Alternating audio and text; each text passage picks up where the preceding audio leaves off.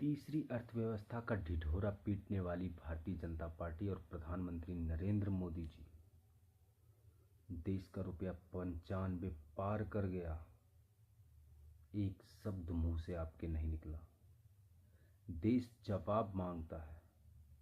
आप लोगों को भटकाने का काम करते हैं, गुमराह करने का काम करते हैं।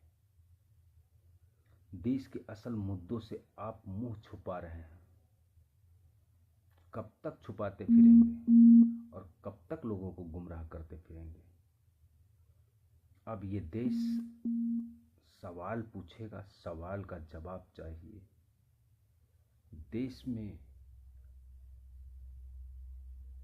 देश मजबूत हाथों में है। किस तरीके से मान लिया जाए देश मजबूत हाथों में? तीसरी अर्थव्यवस्था का ढिढोरा पीटने वाले आज हम छठे स्थान पर आ गए। जुबान से चू नहीं निकल रहा है।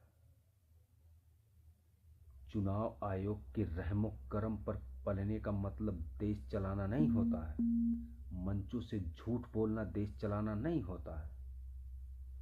देश की जनता के लिए काम करने से देश का विकास होता है, और वो आपने नहीं किया।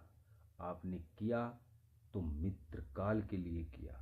देश की जनता की पाई पाई गाढ़ी कमाई आपने टैक्स, महंगाई बढ़ाकर जनता की जेब पर डाका डालने का काम किया।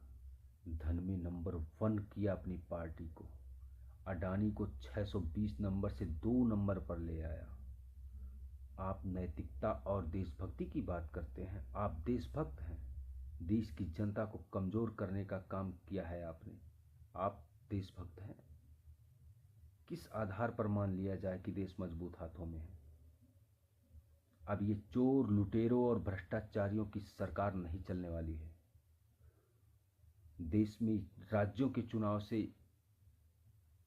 जो सिस्टम बनाया जा रहा है कि हमारी सत्ता सुरक्षित रह जाएगी, पूरी साफ तरीके से साफ साफ दिखाई पड़ रही है कि ये देश आपसे नहीं चलने वाला।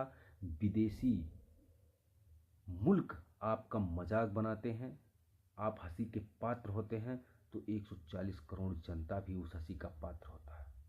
आप मजबूत नहीं हैं। आप सबसे कमजोर प्रधानमंत्री हुए हैं देश की। सत्ता की कुर्सी छोड़िए और देश को जवाब दीजिए।